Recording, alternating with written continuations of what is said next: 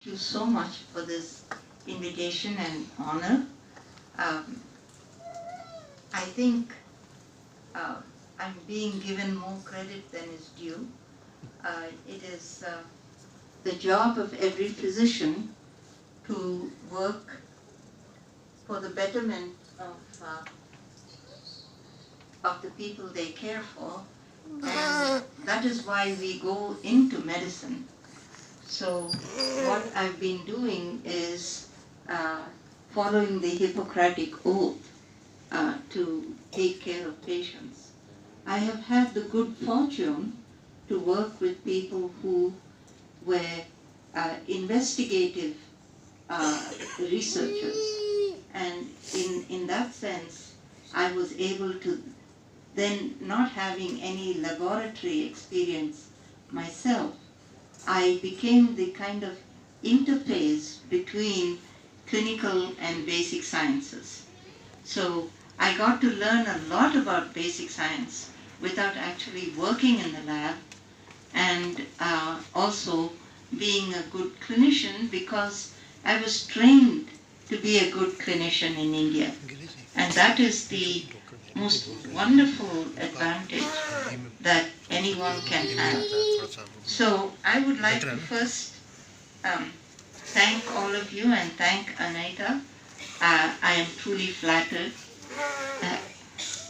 But I would like to first bring to your attention who Professor Rett was. How much time do I have? That's not an issue, ma'am. Please, be comfortable. Okay. We are all here for you. Professor Rett is a pediatric developmental physician from Austria. I think you all know that. And he first saw two children in his epilepsy clinic sitting next to each other and wringing their hands. And so he recognized this to be different from the average epilepsy syndromes or average intellectual disabilities. And between him and the nurse, they found 8 other children.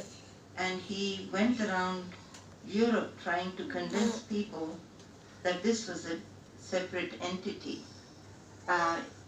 It was quickly forgotten because he published this in the German literature. But in 1983, Bengt Hagberg and Aikadi Gutierrez, along with Diaz from Portugal, got together and described 35 cases. So in 1983, it was written in English and became well known around the world. So then they were very chivalrous and named the condition Rett syndrome after Rett because he was the person who described it originally. Subsequently, the reason it came into the United States is because Professor Hugo Moser, who was my boss at that time, went to Austria to a meeting that conducted by Professor Rett, where he saw 26 children with this condition. And he came back and said, when you see 26 of them doing the same thing, then you have to believe it is a separate entity. And so he had the first meeting in the United States where there were 110 scientists from all over the world that he invited and posted to discuss about Rett syndrome and how to proceed in terms of research. And me as the underling at that time had the greatest opportunity to know this condition from the ground up. So subsequently we saw 40 children at the Kennedy Krieger Institute with Rett syndrome who had come to see Professor Rett. And other than 2 kids, he said everybody else had Rett. And it was purely a clinical diagnosis. And one can see where errors can happen because you're looking at the child and you say, yeah, she's wringing her hands and she's not walking or talking. She's microcephalic, so she must be Rett. Well, even Rett made a mistake. He called a child with Batten's disease as Rett syndrome. And he said, this is the worst Rett syndrome I've seen. So one can see a clinical diagnosis has many, many pitfalls. And so that is when we said we have to find the genetic defect. So here we are. We happen to see this family from Brazil who had 3 affected children. Till then, the feeling was that most of these children were single cases. They were autosomal dominant, and because they were all females, Aicardi said, this is like Aicardi-Gutierrez syndrome, autosomal dominant on the X chromosome. And they are all new mutations. And this was acceptable, except when there were multiple cases. And when there were multiple cases, the question was, how can this happen? Because children with Rett syndrome become quite intellectually disabled. How can they have children who then, how can they reproduce, or what we call reproductive fitness? So here was this family where the mother seemed apparently okay. This is the mother. All girls have 2 X's, you know that. And she had 1 male child who died early. So we worked on it with Dr. Eric Hoffman, who really works on Duchenne muscular dystrophy, but he knew the X chromosome. And so we worked with him. He was in Pittsburgh at that time, and they mapped the gene to the XQ28 region. Till then, people were going up and down the X chromosome. There was a translocation at XP22 region, and so people were searching there. So here, definitively, along with some of the Swedish workers as well who had done this, we showed that there was a very high probability, you can see this, very high probability that this is on the X chromosome, in the tail end of the X chromosome, and that the mother gave this abnormal X to these 3 children, but these 2 normal children did not get that part of the X from the mother. And so they were spared. So with this, we published it in 98, and in 99, the group from Houston found the gene to be MECP2, Methyl CPG binding protein. Now, what is Methyl CPG binding protein? This is an active gene in our DNA. When the gene needs to be turned off, our genes are not constant all the time. They get turned off at certain times, turned on at certain times, and some of them are activity dependent, meaning whenever action is needed, they get turned on and then turned off. So for this kind of activity, to turn a gene off, this active gene develops methylated sites. And in these methylated sites, MECP2 goes and binds. So it is methyl, these are the CPG regions, so methyl CPG binding protein. So it goes to methylated areas, and then along with some other aspects, other proteins, it turns the gene off. So you can see this active gene gets turned off when MECP2 goes and binds to these proteins. So that's how these genes get turned on and off. And methyl CPG, they found out, acts on multiple genes. It is more like a stabilizer of the whole genome. It's not just on the X chromosome, though it is located there. It acts on genes all over the genome. So it has enormous potential. So what happened to this MECP2 is that this gentleman from, I can't pronounce his name properly, he was in Canada, and he said MECP2 is not just a single protein, it has variations. It has two variants depending on where the gene is spliced, they say. So these are splice variants. So this is in man, and they found the same thing in mouse as well. We originally thought that the gene had 4 exons, that is, these are supposed to produce the protein. But we were told in the beginning that exons 1 and 2 do not make the protein. They are non-productive, they are quiet. Whereas it's only exons 3 and 4 that make the protein that is functional. And you have, I will show you later, different regions of this that are effective. But in the brain, for some, this is what you find systemically.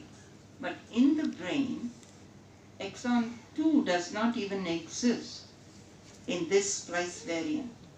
Exon 1 is a little larger. Exon 4 is much larger.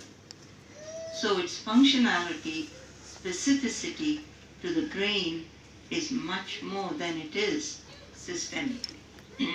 So what you want to target, because the abnormalities occur primarily in neuronal tissue, whether it is brain, spinal cord, wherever it is in neuronal tissue that the changes are caused by mutations in MECP2.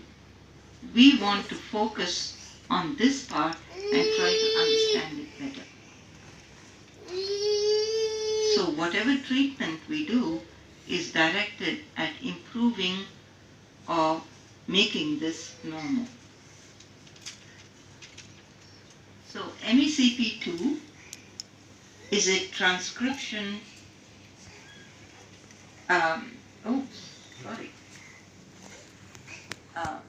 it modulates transcription, meaning turning on and off.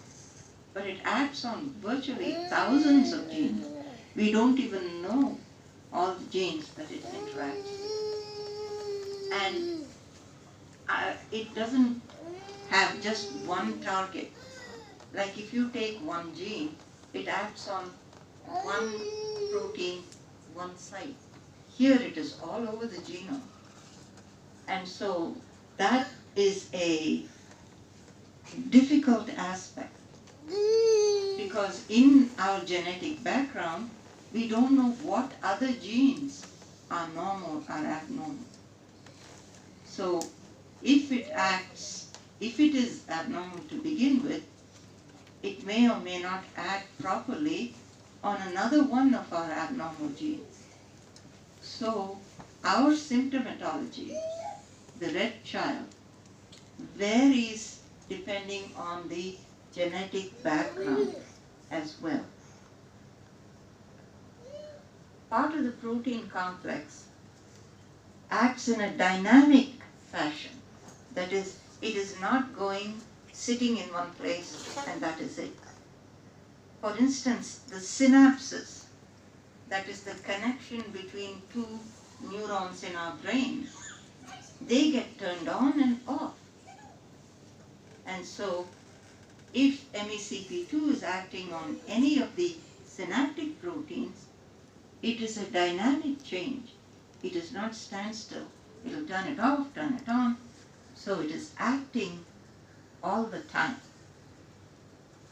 And the other part is we don't quite understand all its mechanisms. We know MECP2 acts on BDNF, and we also know that majority of these patients will have varying levels of X inactivation. So all women are mosaics in a way.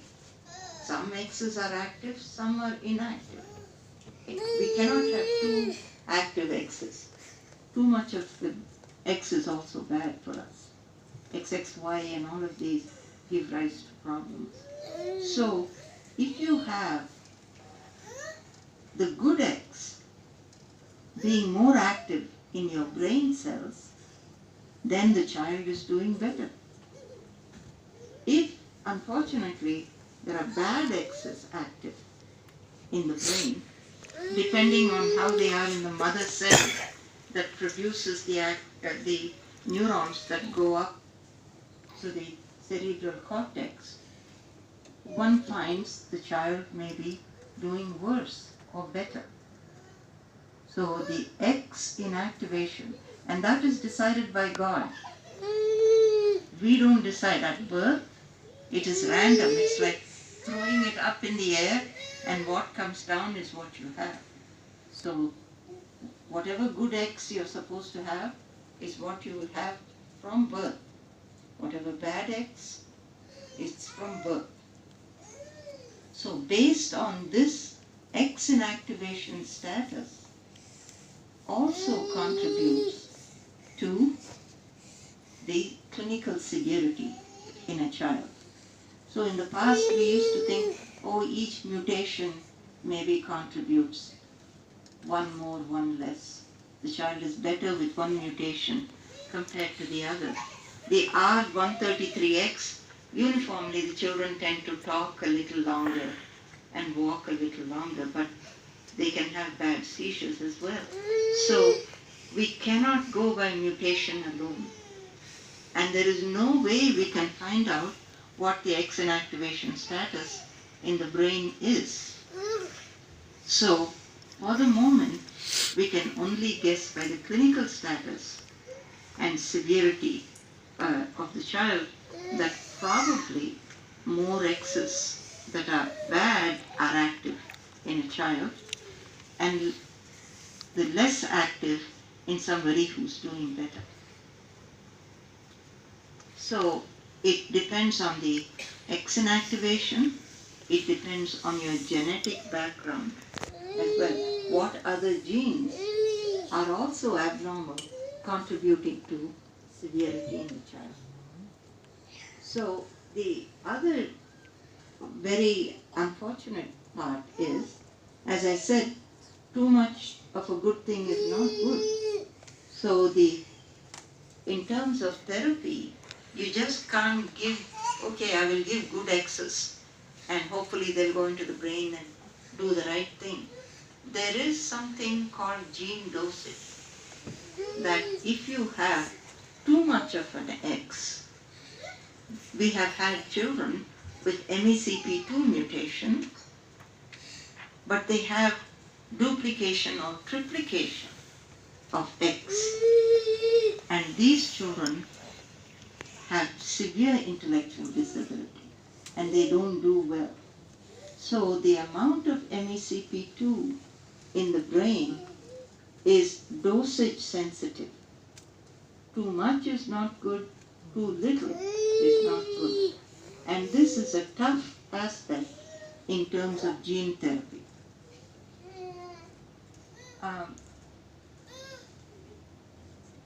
So we looked at these children and found, when did it start? Put you all to sleep. The 4 parts of the MECP2.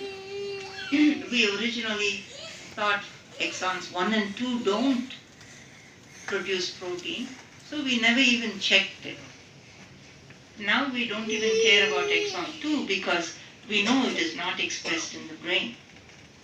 But in exon 3, you can see it is called MBD, or methyl binding domain. So that is the part that goes and hooks on to the methylated regions in the gene that needs to be turned off that I showed you earlier. So this methyl binding domain is between exons 3 and early part of exon 4. And then you have TRD, transcription repression domain. That is what hooks on to the other SYN3 and HDAC and so forth, other proteins, to completely turn the gene on.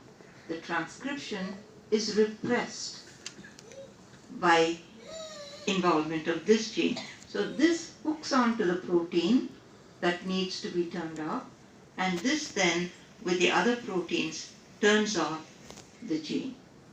So what we found was very interesting. In the beginning, we thought only 75% of children with all the classic features have Rett syndrome.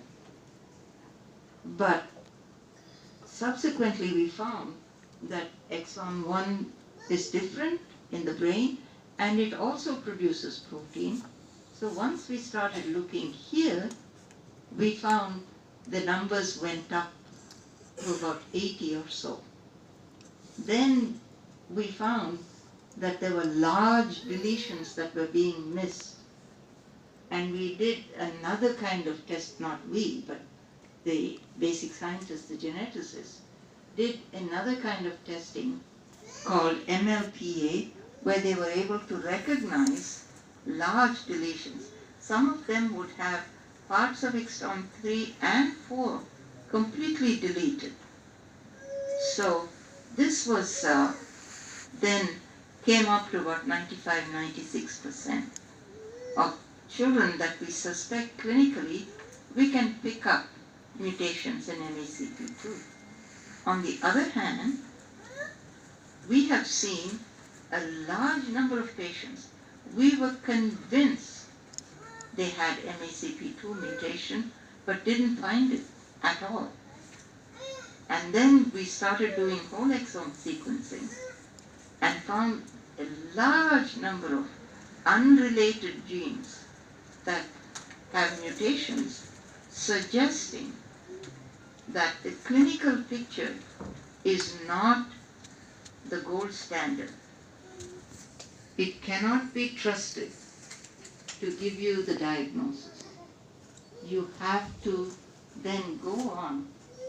If you want to enter any kind of research study or whatever, you need to be tested. You need to find out if your child has a mutation in MECP2, and then only they will allow you to participate. So that is the limitation. If you say, no, my child doesn't need to participate, then that's okay, because you're going to handle it on a clinical level, and that is common for any condition. If there are seizures, you take care of it. Constipation, you take care of it, and so forth. So what we found was very, very interesting. Most of the mutations in the MBD region were what we call missense mutation. There is one change, so the protein, instead of going straight, gets misfolded. When it is folded, when it is folded abnormally, it cannot attach to the genome and turn it off or do its job. So that is called a missense mutation. But those in the TRD region, interestingly, are what we call nonsense or truncations.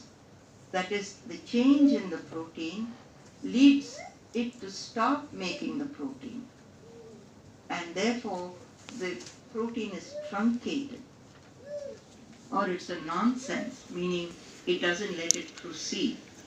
So most of them in this region were nonsense, and those that went out were small deletions. Regardless, they all had the same clinical features, but it is interesting the type of mutations that were noticed and how different types of testing extending to exon 1 using MLPA1, we are able to diagnose some of the children with greater surety. So then we said, why do some of these children have this kind of familial occurrence? If it is a disease that is de novo, and people in our genetics group showed that this mutation, 95% of the time, is due to a de novo, meaning it happened accidentally, in the paternally derived X chromosome. It is father who decides the gender of the child. If he gives a Y chromosome, the child is a male. If he gives another X chromosome, the child is a female. Mother always gives only X. But the father is producing sperm frequently, so there is a greater chance of tripping and errors. So this happens in many other diseases as well, where the paternally derived mutations are the cause for certain rare diseases. In Rett syndrome, it is the paternally derived X chromosome that develops the mutation, giving rise to primarily girls. But on the other hand, there are familial cases. And you say, how could that be? And that is because the mother is now passing the abnormal gene. It means she is more mildly affected and therefore is able to transmit, is able to get married and have children and so forth. Or she has what is called gonadal mosaicism. That is, only the ovaries are carrying some good genes and some bad genes, some bad X's with the MECP2 mutation. So here is a grandmother, here is this grandmother, and you can see she has no mutation in her blood. Yet she gives rise to two daughters, one of whom has classic Rett syndrome, the other one is quite all right. She drives, she talks, she walks, and she is lucky enough to get married twice. And with the first husband, she has a daughter who's classic Rett syndrome. But with the second husband, she has a male who's affected, who went on to die later. And we showed that all of them carried this mutation. So here it is gonadal mosaicism, and here the X inactivation being milder, she has reproductive fitness and gives rise through two separate spouses, showing the males are not contributing here to two children with Rett syndrome. So when a lady has a child with Rett syndrome, we always say we cannot be sure that there is gonadal mosaicism. So for the next pregnancy, we suggest that they get either cervical CVS testing or chorionic villus testing or amniotic fluid testing at 16 weeks. We say that this would be a guarantee that it doesn't rule out gonadal mosaicism, but it suggests that at least the next child is definitely not affected. So that is what we suggest to people. Next, trying to understand the disease process itself, we started measuring head circumferences, something every pediatrician should do till 2 years of age. And here we found that right from, even though they are normal, at birth. Between 2 and 4 months of age, the head circumference begins to drop off. And so, very early, if the pediatrician was doing their job, they would see that the head circumference is not catching up with it. In the first 6 months, the child looks all right. So they will tell you, my child is a very good baby. She sleeps all the time. My niece came with her baby, who was a 4-month-old boy. We couldn't go out to eat. He was pestering everyone. My child was sleeping. That is not good. That is too good. The child is apathetic. So then, from 6 to 1 year, you begin to see that if the child was reaching, playing, or doing whatever, those skills are slowly beginning to go back.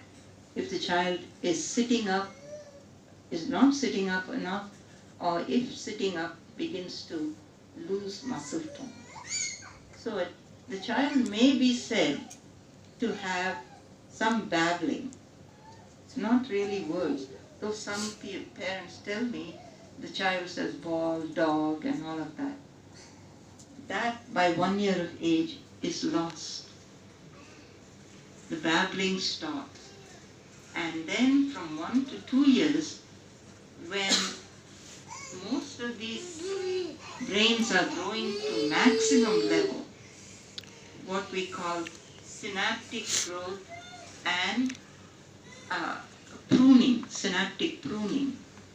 During that phase, in this rapid growth phase, these children are not catching up and they become very, very irritable. You all know that. They called it, Bengt Hagbel gave it staging of diseases and said this is stage 2. Not all of them go through it. So when parents come and ask me, is my child in stage 2, stage 3? And I tell them, calm down. It doesn't matter. You have to look at it symptomatically. If your child is not irritable or not having sleep problems, don't worry about it. And there are some children who do that.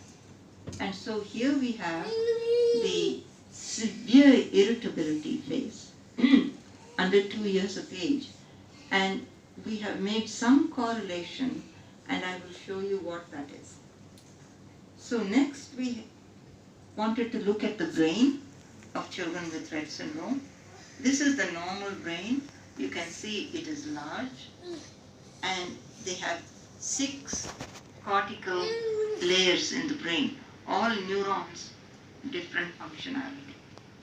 And here in the Rett child, the cortex is smaller. All the 6 layers are present, meaning there is no problem with neuronal migration of the brain, but it looks like there are too many neurons, and most of them,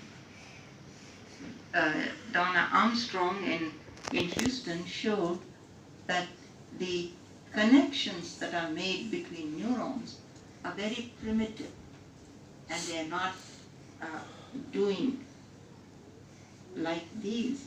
It is these large connections that are healthy and keeping these neurons far apart, whereas here they are small, withered, and not as elaborate, contributing to this small cortex and small brain. So here we have synaptic counts that we did with the late Dr. Huttenlocker, and here are 2 patients. One is 25 months, one is 17 years. Compared to control, you will see that they are about half the level, regardless of age. So you can see in the young brain, they are maximum, and as they grow older, the number of synapses after the pruning that I showed you, it goes up and comes down. Much less to begin with. So that helped us to understand why there is microcephaly and why there is intellectual disability, synaptic function, and the neurotransmitters therefore must be altered as well. So we wanted to look at neurons, and we then went on to say that we cannot do brain biopsies. So where else can we find neurons that we can examine? And fortunately we discovered that at the root of the nose we have neurons that help with smell. So these are these neurons, the globoid cells, and they become immature neurons, mature neurons, and the cilia are the ones in the nasal cavity that sense smell. So here we have globoid cells, immature, they become mature neurons.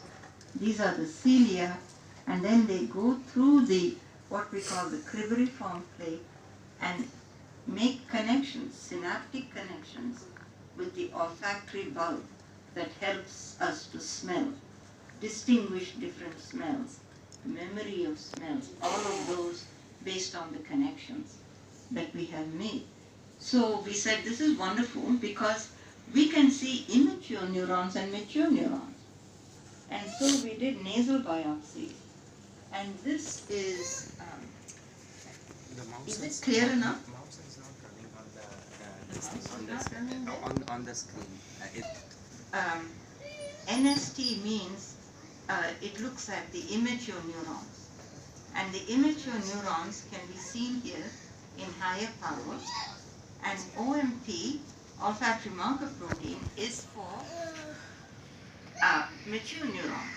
And you can see mature neurons and immature neurons. In the normal, there is about a half and half, more immature neurons and then mature neurons. But in the Rett, what you find is that the immature neurons are markedly increased and the mature neurons are far less. So, what we thought is that the problem with MECP2 mutation is that there is a lack of maturation of neurons. MECP2 is required for neuronal maturation. And the reason why we saw all those small packed neurons in the cortex is because these were all immature neurons. Then we said, why is it that the children have cold feet and cold hands? And so what we looked at was thermography. When you do thermography, you find that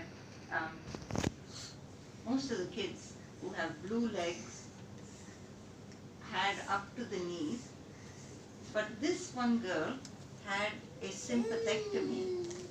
She had scoliosis surgery, and inadvertently they did a sympathectomy. And when they did the sympathectomy, they relieved this autonomic and abnormal autonomic response. There was improved blood flow to that region, and interestingly, there was also this dystonic posturing was not there. This foot became larger compared to this foot, suggesting that this is a autonomic dysfunction giving rise to cold feet. We don't suggest sympathectomy for these children, but at least we have a better understanding of why they have cold feet. So the autonomic function is where we began to focus. And here you find this is a child who had severe constipation. She was 2 years old. And when you look at her, she is full out here. But then she expels all of the barium. And when she does that, you find no more of the stool sitting there. And that is because the sphincters, which are again autonomically controlled, need a certain pressure. They just don't say, well, there is bowel, let me open. They need to be really full and then for the sphincter to open, and this makes it very painful for the children as well. So the anal sphincters, which are autonomically controlled, are also affected. Then we said, let us look at why these children have so much reflux, and many of the children begin to vomit when they are very young, and parents think this is milk allergy and keep changing the milk formulas. So here we found that, oh dear. Here we found that this is the near the mouth end, this is the near the stomach end, which is where the sphincter is that opens to let food go into the stomach. And you can see right from top to bottom, there is a contraction. It is a force. Oh dear. Okay. It is a forceful contraction, and the sphincter doesn't open. So what happens if the esophagus contracts and the sphincter doesn't open? You're going to vomit, right? You have reflux. The other thing is that here is somebody who has a nice peristaltic wave. That is, the upper end has the wave, this is a dying light, but you have the wave at the upper end there, then in the middle end it comes a little later, but again the sphincter doesn't open. So there's normal peristalsis, but the sphincter doesn't open. So all sphincters that are autonomically controlled are not opening properly. And this reflux causes aspiration, and a lot of them have reactive lung disease, pneumonias, and was a major cause of death in the children. Knowing this, we are treating the reflux and all of this very aggressively, and then we are doing gastrostomies if we cannot get over the reflux, and or Nissen fundal plication. We found that those who get Nissen fundal plication do not tend to do as well, because it leaves the sphincters open and they tend to reflux as well. So Nissen fundal is often combined with G-tube feeding. So that is as far as the autonomic dysfunction seen in children with Rett syndrome. There is no specific treatment for it. At the moment, it is palliative and symptomatic. We also know that many of the children have scoliosis and fractures of bones, and so we looked at bone densities in these children. When we looked at bone density, I don't know why it wouldn't show. It's a pity that the bone density was markedly reduced. And when we looked at a large number of children, what we found is that this is a dying one. The norm, most of them are in this range. It's very low, and those who walk tend to have higher bone densities, which is either because they are walking or because whatever their mutation is helping in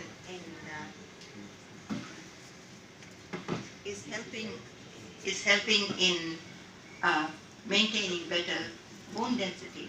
So Dr. Sarojini Badan in Oregon tried to do a study where she looked at why these children have problems with bone density. So she gave tetracycline to these children, a few days before their spinal scoliosis surgery.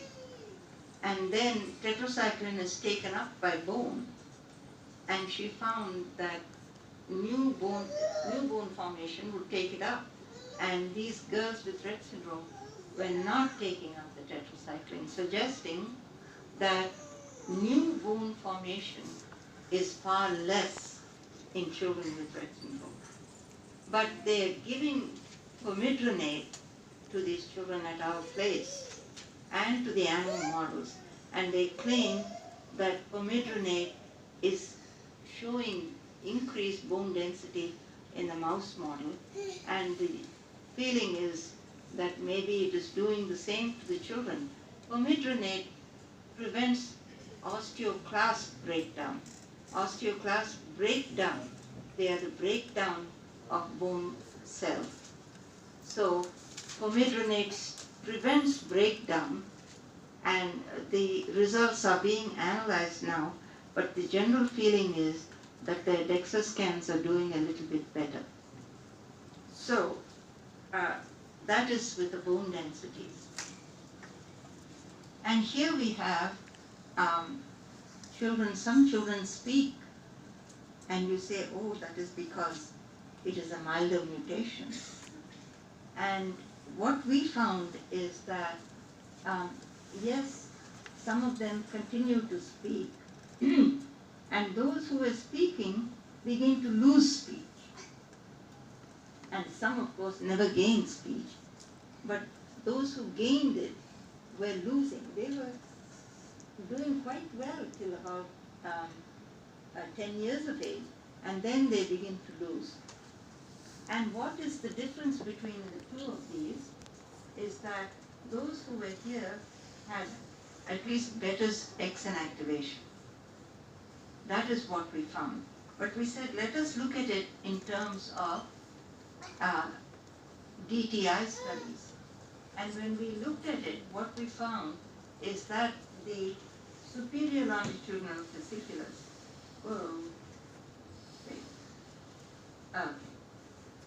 it goes from front to back. It's a long one, but connects the frontal lobes, the hearing area, and the speech areas as well.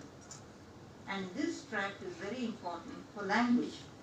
And what we found is that the superior longitudinal fasciculus in girls who speak is closer to normal compared to those who don't have words. Meaning, for some reason, fibers that are produced to form the superior longitudinal fasciculus, the neurons, are probably coming from regions that have better X's. The mother cell that gives rise to fibers that produce superior longitudinal fasciculus probably have the normal X, and that's why they continue to speak. So that is our presumption. We don't know this for sure. The next thing we became concerned with is, why is it that we say that children with Rett syndrome speak with their eyes? They don't speak, but they use their eyes to point and so forth. And we've tried to capitalize on this with those special machines and so forth. Huh? Eye gaze machines. Yes, thank you. And so we tried to understand that. And when we were doing DTIs, that is looking at the number of fibers again, like we did the superior longitudinal fasciculus, this is volumetric analysis. They looked at the volumes of brain tissue. You can see that the frontal region, parietal region, and so forth, these are twins. They are monozygotic twins, where one is better than the other. The one who was better had 99% normal X's, whereas the affected twin, even though they were monozygotic, the affected twin had 50-50 distribution. So what you see is, in the frontal lobe, the unaffected twin has more volume, and is almost close to the control. Same with the parietal and so forth. But when it comes to the occipital region, they're almost equal, both the affected, unaffected, and pretty close to the control.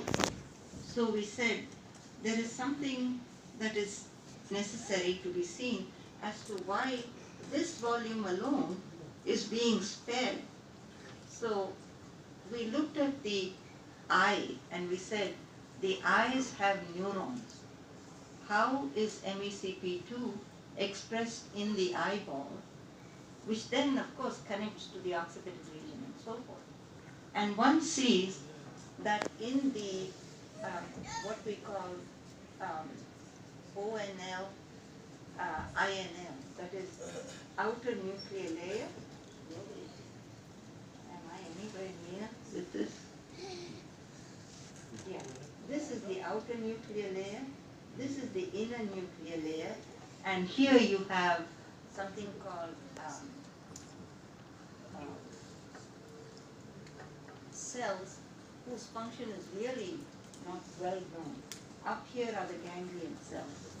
So this group of cells we found in patients with Rett syndrome. First of all, let us look at controls. In the control brain, what we found that MECP2 is not expressed in any of these layers except for these peculiar cells, and those are very rare and far and few in between.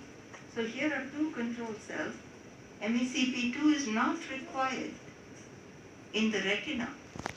And so we looked at the Rett children as well, and there was no expression of MECP2, just like the control brains in the inner or the outer nuclear layer, suggesting that there is relative sparing of vision because the retina, the receiving cells, don't require MECP2. Therefore, the pathways are good and the occipital region is better developed. Yeah? So this was our understanding. Then we did what is called spectroscopy, and can I take 5 more minutes? Sure. Is that okay? Yes. All of you tired and hungry? No. Yeah. When we did spectroscopy, I'm going into more details so that some parents may understand it better, that's all. Okay. So when we looked at spectroscopy, we found this little hump here, suggesting that the glycine glutamate levels are increased in the brains of girls with Rett syndrome.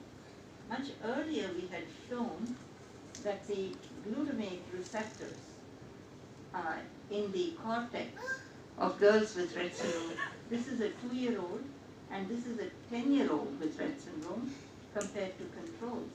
And one can see this is red hot, meaning there is a marked increase in the glutamate receptors, the glutamate NMDA subtype of receptors. NMDA is required by all of us for attention, learning, memory, and it acts at the synaptic junction, and it's very important. So at 2 years of age, you find a marked increase, but at 10 years, it goes down. And this, we thought, coincides with the irritability phase of children, because increased glutamate was also noticed in the spinal fluid of children with Rett syndrome. Here, these are girls with Rett syndrome, and this is controls. You can see a marked increase in spinal fluid glutamate. So increased glutamate, increased receptors, all during this, around the 2nd year of life is when the children become irritable, and we said that this was causing neuroexcitotoxicity. This we also showed was true in the mouse model. Here is a 7-day-old and a 10-week-old, I think. 2 weeks and 7 weeks old. And you can see again the marked increase in the number of NMDA receptors. So we postulated that there is increased glutamate in the cycling between the synaptic junction, astrocyte, and back into the cell body of the neuron, and there is excessive amount of glutamate. So what does all of this mean? When you look at the actual synapse, you will find that there is increased glutamate receptors. Glutamate comes, it acts on the receptors, you form memory, learning, that's fine. But when there is excessive glutamate, it spills over. And when it spills over, it forms extrasynaptic sites. And these extrasynaptic sites, we believe, is what we see as the increased number of receptors. And these extrasynaptic sites are truly toxic to the brain. We also showed in the mouse model cerebellar neurons that if you take NMDA in different concentrations, higher the concentration, greater the cell death. So NMDA and glutamate are not good for the brain in excess. And so it causes irritability, and it causes seizures, it causes all the sleep issues. And then we went on to a treatment which I will discuss in your next session. Okay? Very good. Thank you.